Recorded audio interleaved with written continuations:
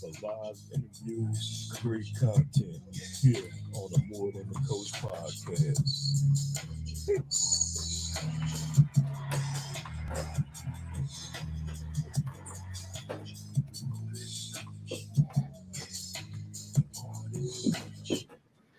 What's up, y'all? What's up? This your boy Coach Marshall from the More Than the Coach podcast.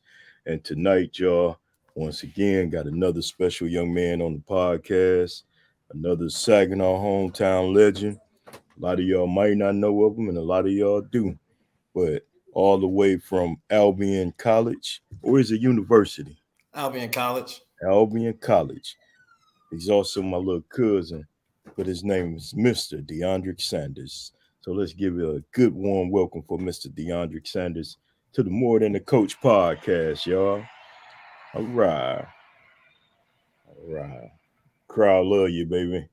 As you see, before we get going, I'm gonna do the introductions, and I mean I already said something about him, but I'm still gonna put it up here and read it out. DeAndre grew up in PV. He graduated from Swan Valley High School, where he attended and played college ball at Albion.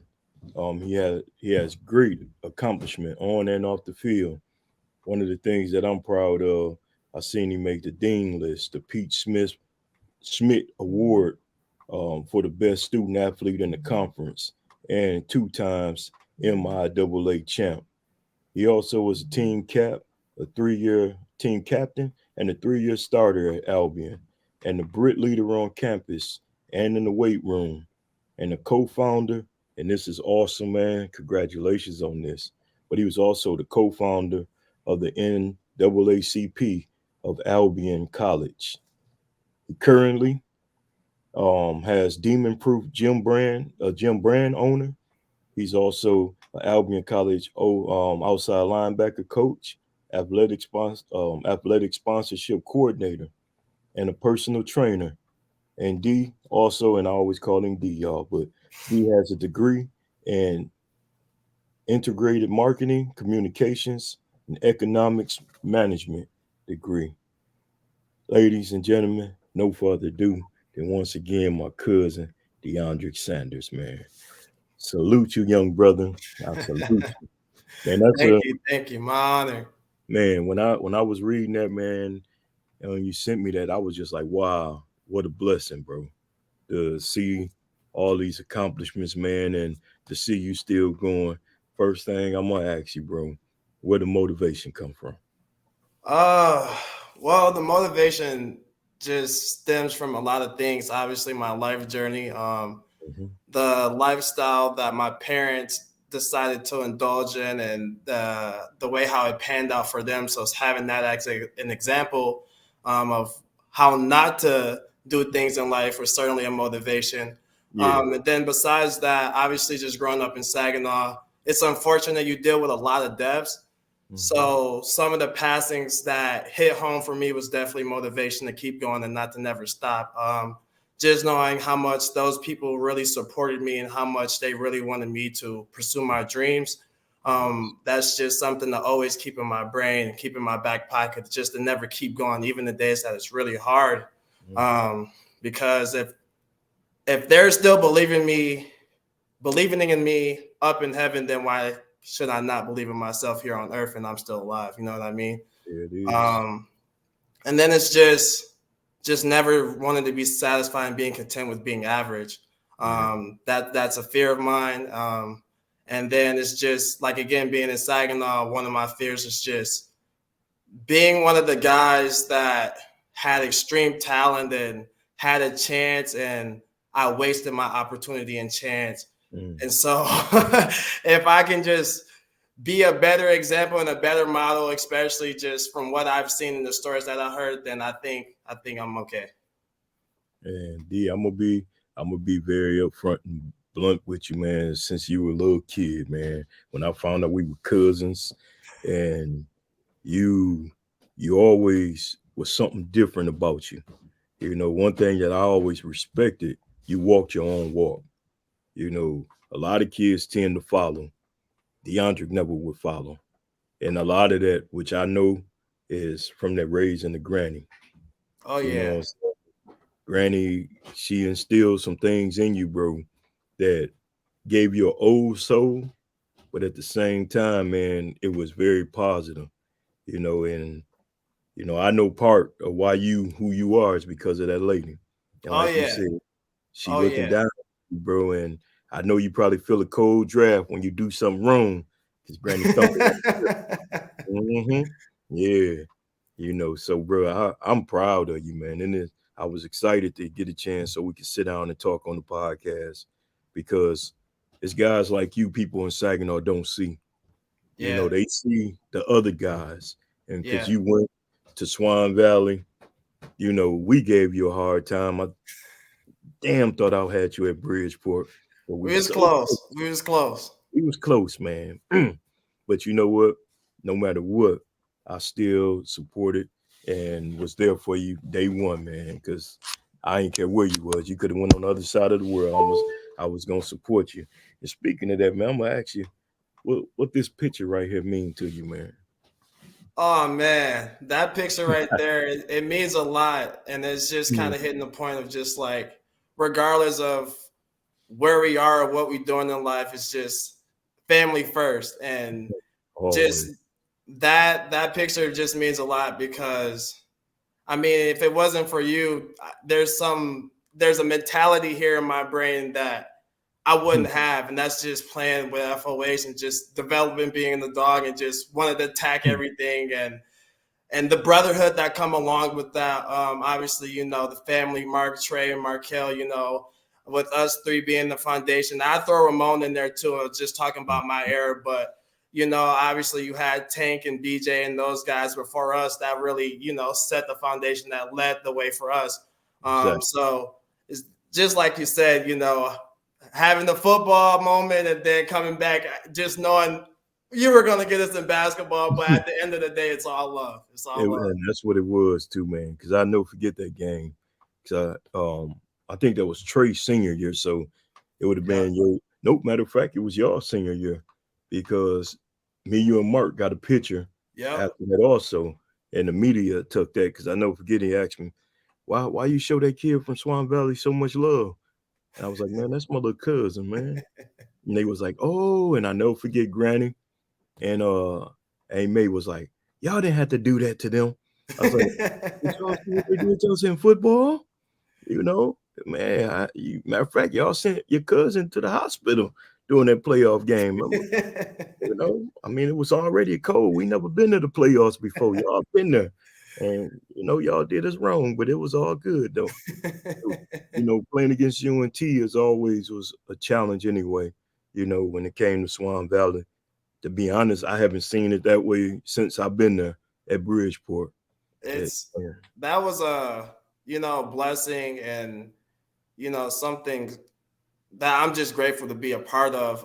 That's Mm. something that's very historic in that school itself. Like we was able to go on a tremendous run and to have an experience to go to the state finals and that just to really be able to win and that abundance amount over Yeah. a amount of years.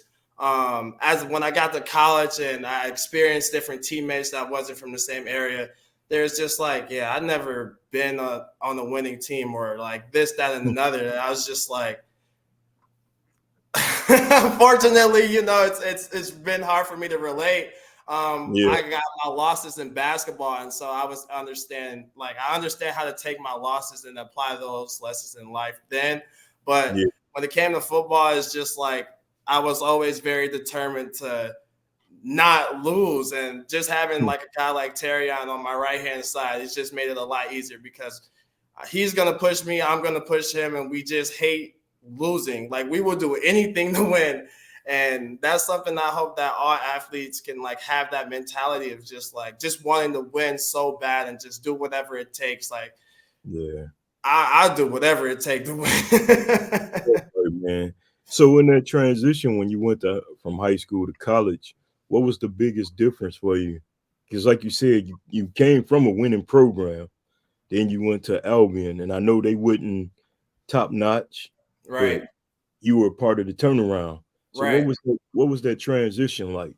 The transition Well, one thing for sure, it was my coaching staff at that time, first year too as well. So they were like freshmen. So culture was extremely, extremely huge. We were very young, but we were also very talented. So that's a challenge in itself because you have a lot of young, talented players, but like we don't have the experience. So there were some games, situational awareness that is just like knowing what situational awareness is. Yeah. And then another thing that was just challenging or that really was a big transition was just honestly the mental aspect of it. For me, I was pretty fortunate and blessed that I took care of myself and I put myself in the to play physically in a great position, but mentally, oh no. Like, oh no. I started at safety.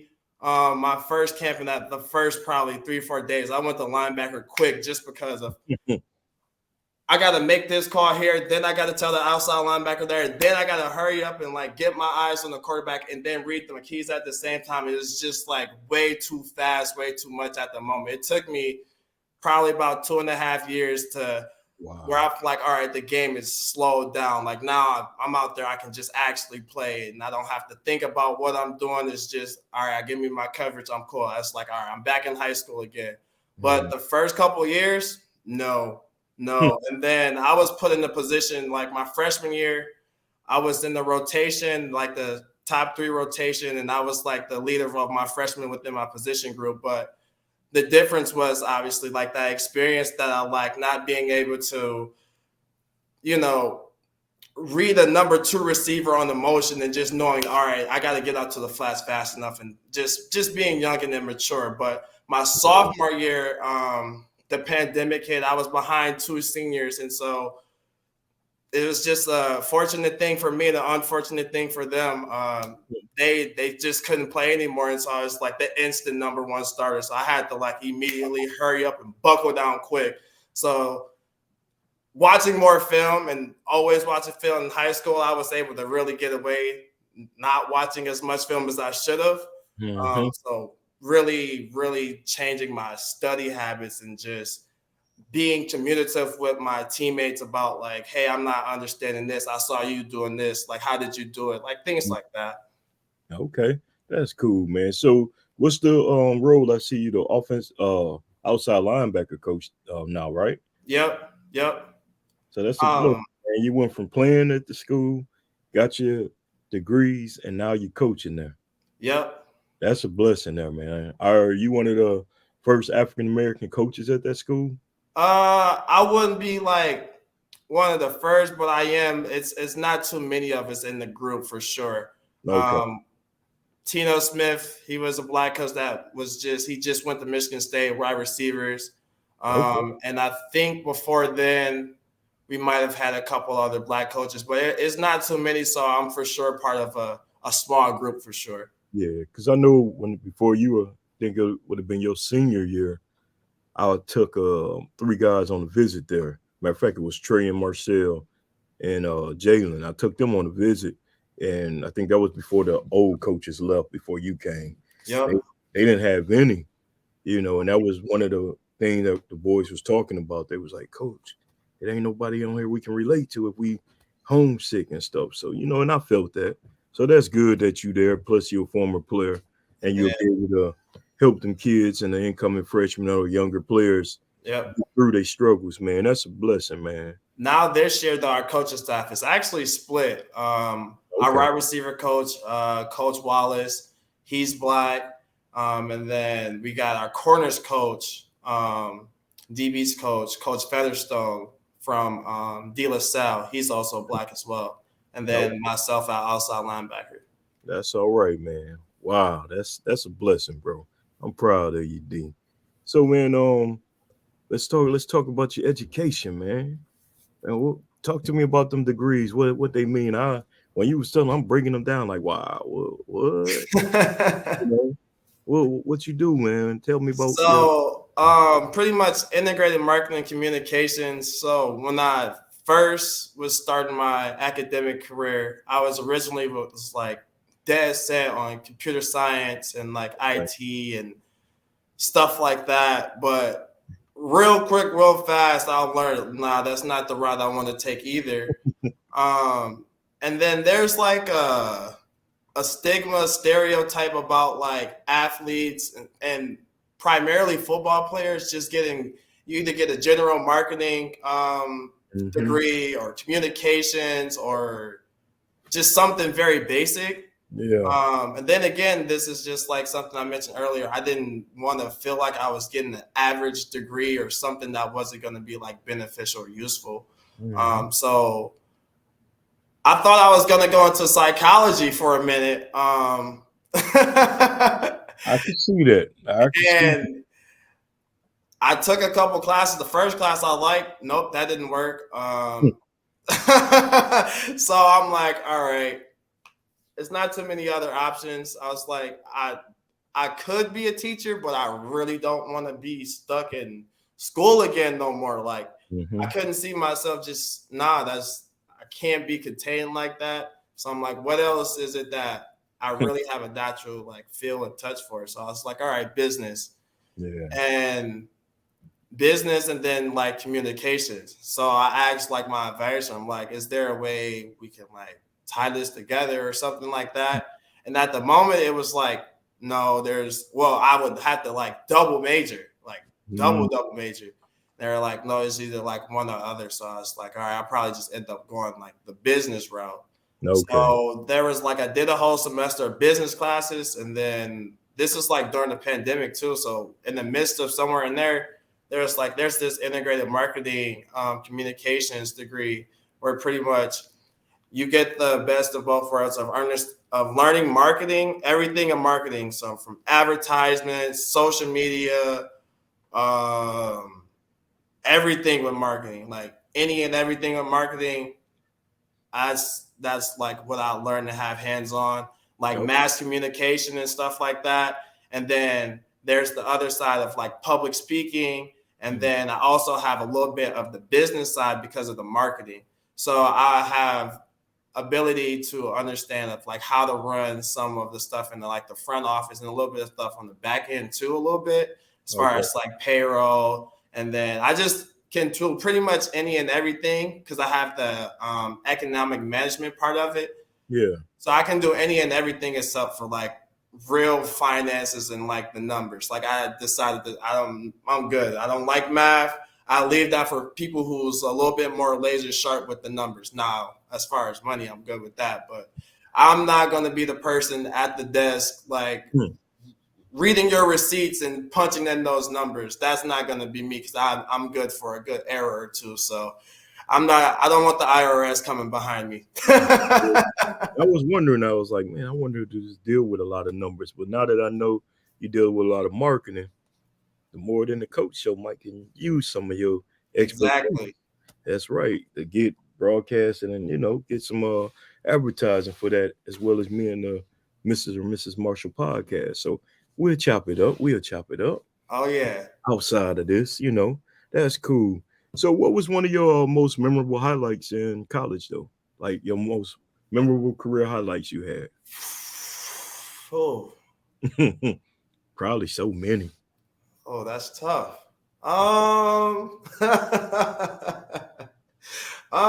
There's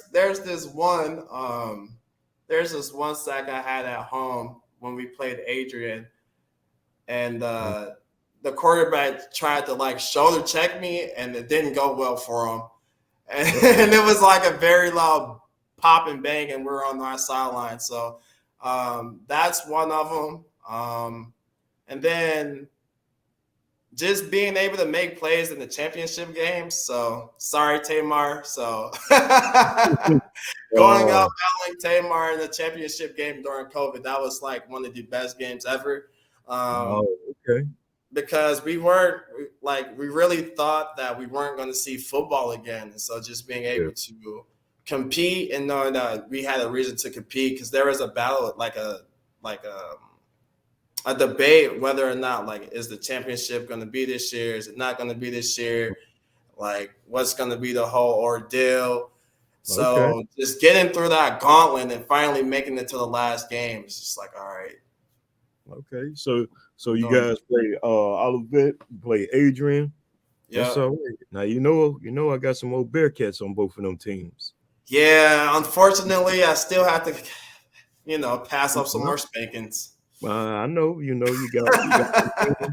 got my man Big Q. I just had him on the other night in the interview. Yeah, I And watched. I've been watching them boys. It seemed like, well, this is the year I think the league will be the most competitive. With okay, us that's having a cool. little bit shift in our culture and coaching staff. Yeah, We got to do a little bit of readjusting, but our talent is still there. And then our vet team, I think they're pretty much just about a little bit older team, junior and senior base. So you got a lot of experience there. So hopefully, like Q said, the leadership kicks in. And that's always kind of been Olivet's problem, is just like having real efficient leadership that can apply on and off the field. And okay. it shows, you know what I mean? And All right. Adrian too as well. They're young. So hopefully, they have their leadership in hand and they'll be in good position to battle. Yeah, because I got two players over at Adrian too, AJ and Sam. So that Yep, should be yep. that should be pretty cool, man. I love seeing guys continue and chase their dreams, man, because that's what it's about, man. And I'm glad you one of those living proofs, as I call a rose through that grew through the concrete here in Saginaw. You Yes, know, sir.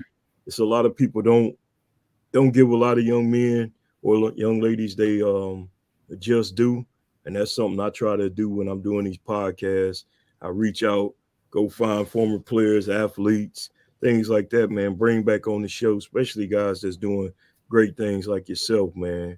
You know, what can you what can you tell the youth today? Something to encourage them, bro. Hmm. There's a lot. One is just, if you're gonna like play sports, do it all the way. Mhm. Utilize the time that you do have for sports, because you never know when you're not going to be able to play sports again. And just really try to just walk your own path, like you said. It's easy to get distracted in Saginaw. Very, very, very, very easy to get distracted and surround yourself with people who is into things that you aren't really supposed to be into. And so just really being able to set boundaries down and telling these people, like, look, I love you and all.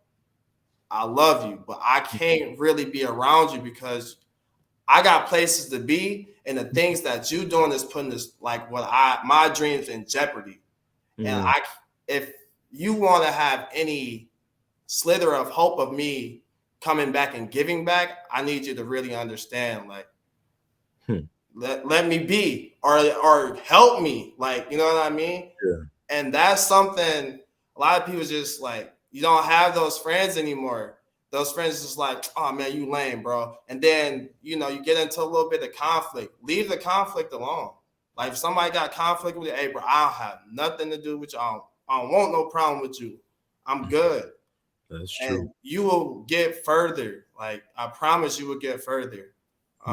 Um, and try to stay off social media. Like, watch what you put on social media. I know I heard this a few times on the show, but it's true. And now that, like, I'm a coach, it's true. Like, we see any and everything, whether you want us to or not. Hmm. So be careful what you post on there. Like, That's so try to true. just post positive stuff and stuff about family. Like, anything negative, anything you gotta, should I post this on there? Don't post it. That's It's right. wrong, because you double thinking it already. Like, just leave it alone. That's But another thing I would probably say too is really for the parents. Um, Try to really invest into the kids' dreams. It's hard for kids to live their dreams if their parents not invested into it as well. mm, I do a lot of training here in, like, Albion with the kids and the youth, and the kids might be really all in, but damn, they ain't got no ride, or damn, their parents ain't got the money, but they're wasting money on other things. You know what I'm saying? mhm. Where, like, let's just really make it make sense. That's That's just something I would say. It's just, and it's not like we can blame, like, the older generation, because they're not our parents anymore. You know what I mean? It's a different generation of parents. And so that's who it really starts with. And so I think if we can have these conversations of trying to understand each other, I think the civilization and the society in Saginaw become a little bit better. Mm-hmm.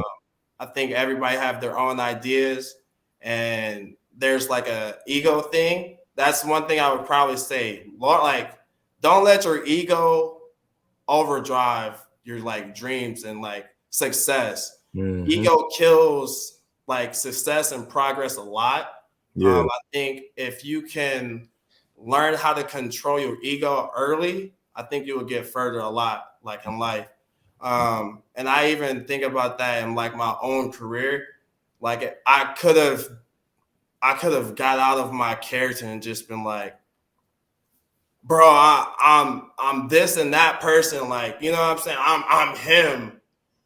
And like my guy right next to me is, you know what I'm saying, doing work. So let me find a way to help him and he helped me in return. But it's just like everybody want to be the man and everybody want to take the credit. And it's not really about that. It's really about like the success at the end of the day. Exactly. That's true, man. That's real positive. I appreciate that.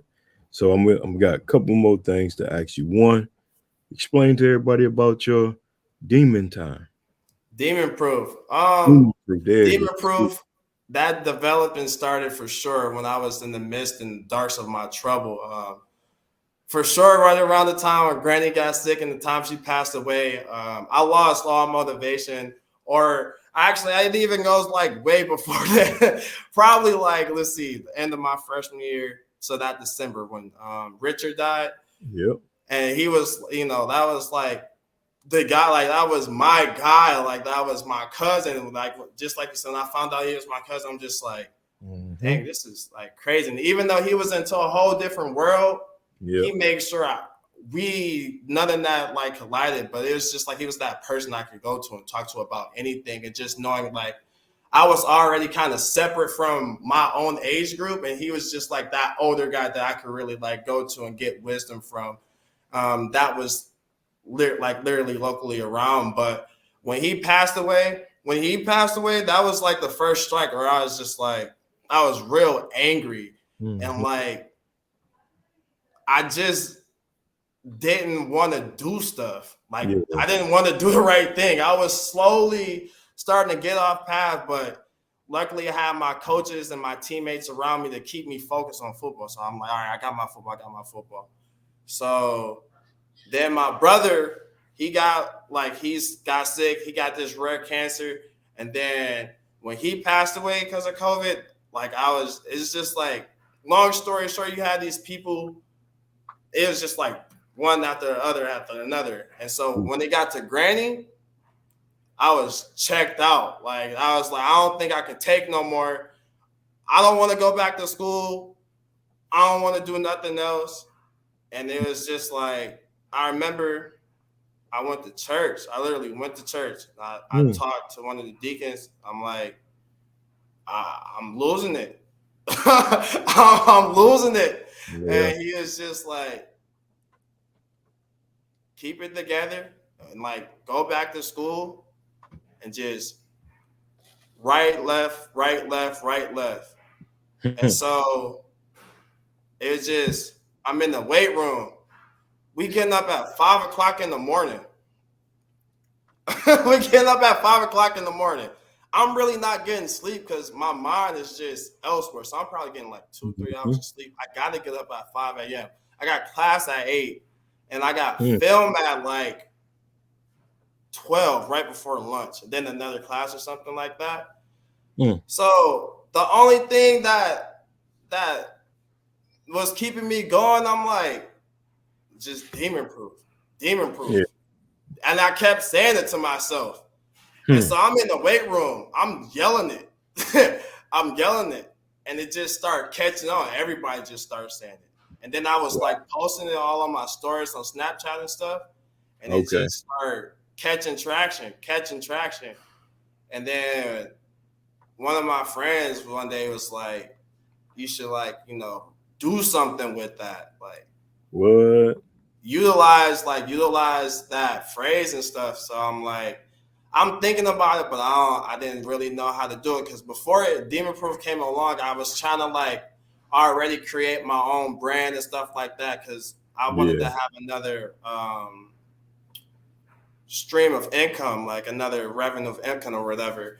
But I just didn't put all the pieces together and just being real busy and stuff like that. But really, the whole emphasis and point of Demon Proof is just being resilient, finding the inner energy to Mm. overcome the negative energy to do the stuff that you don't want to do. So, Oh, pretty much, for instance, for sure I did not want to wake up and go to those 5 a.m. workouts, but I yeah. did. But that's the a moment of being demon proof, like that. That's just pretty much being it. And I went to class. I could have went to sleep, but I still went to class after the lift. That's being demon proof. You don't want to go to work, but you still go to work anyways because you know you got bills to pay for. Like that's just being demon proof. Anytime your mind start telling you no and you overcome to say yes, that's demon proof in itself. Like alone, it's a inner energy and a mentality. Is like a lifestyle that I live by, and that's what just got me going forward. I like that, man. I like that. I'm glad I know the meaning of it now. But you said something that's real positive that I hope some of the young folks heard, how you went through darkness and but you stayed focused, and like the deacon told you, left over right, basically was telling you just keep walking, keep going straight, keep going forward. Because sooner or later you was gonna come out of it. You're Find a gonna way, and that's one of the slogans for demon proof. You always find a way. uh You don't know how, but you'll always find a way. It's just like you continue searching for the light, and the light will come. yeah, Um, so that's how I just been living by it. man, and that's a beautiful thing, man. And I'm proud of you again, D. You just don't understand, man. The last question I got for you, man, which I know Granny was the biggest, but who was other influencers in your life that that motivated? Um, for sure, my uncle Walt. He doesn't get a Mm-hmm. lot of credit that he deserves. He's like the Mm. unsung hero in the house. He's like the other like secret glue bottle in the family that no one really acknowledges. Yeah, And so if it wasn't for him, for sure, I don't think I probably would have finished school. And not only that though, but he's the epitome of a family man and not wanting like anything in return. Like he would do any and everything for his family to make sure his family's straight. And so that's something I hope I can be remembered for in my lifetime. I have yeah, my younger cousins and my little brother behind me, like little Anthony and Caitlin and Nadia and my little brother, little Robert. Like I know they look up to me, and so just trying to do the right things and set a nice foundation for myself so I can always provide. And so if anyone come to me, I don't have to say no. Like I can say yes, and if I do say no, it's a reason to say no, not because I have to say no. You know what I mean? yeah. Um, and then I got to give credit to my dad too.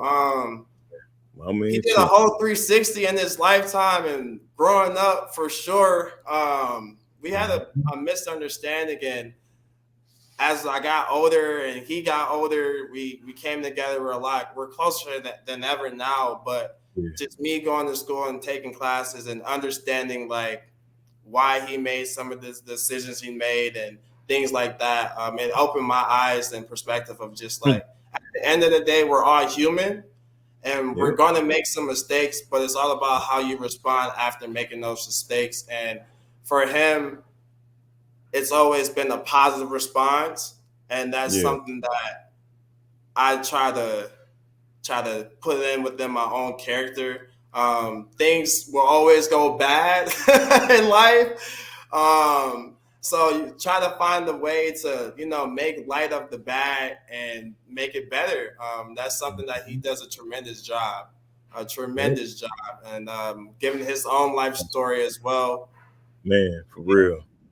But part of that is watching you, and while him watching you go through what you was going through to be the man that you became today, that helped change your pops too, man. As fathers, we don't probably say that enough. Yeah.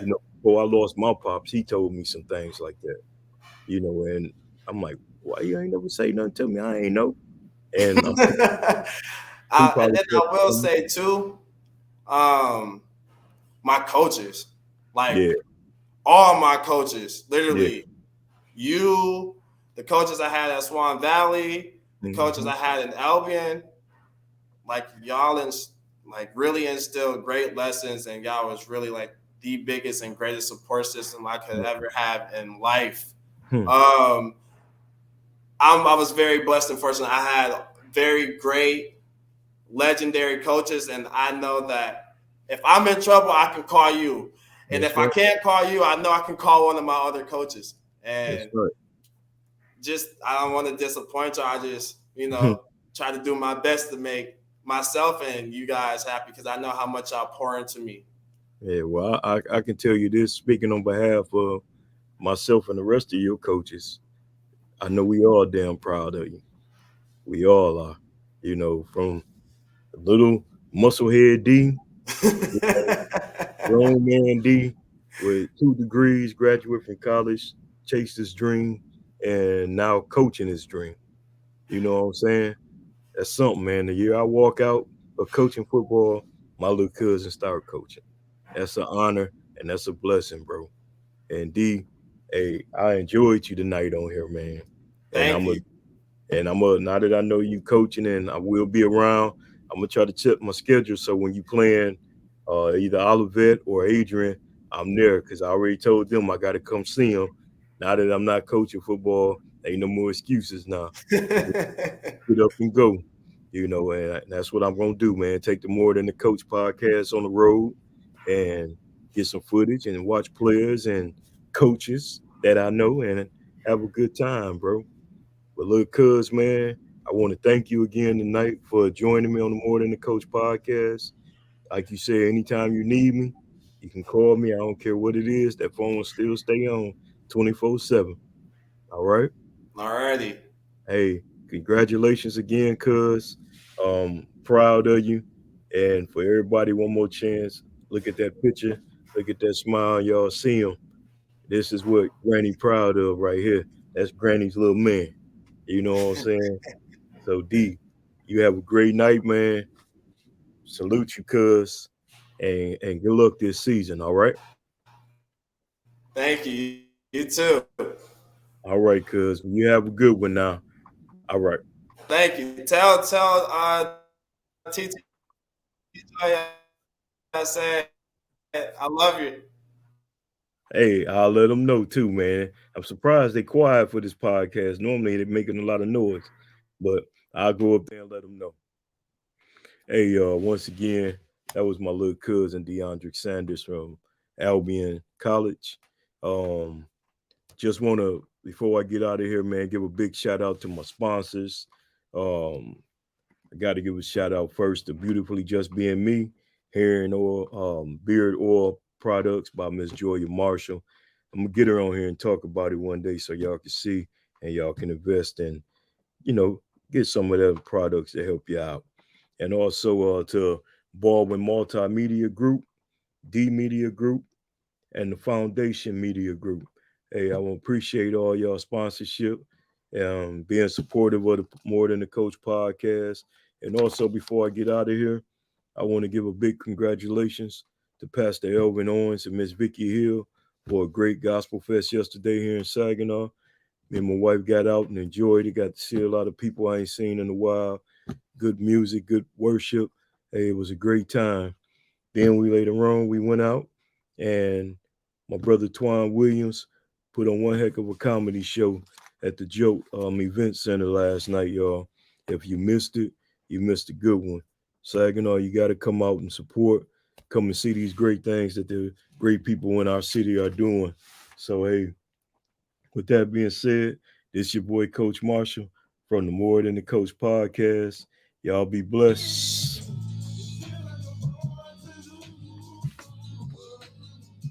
What's up, y'all? This your boy Coach Marshall from the More Than the Coach podcast.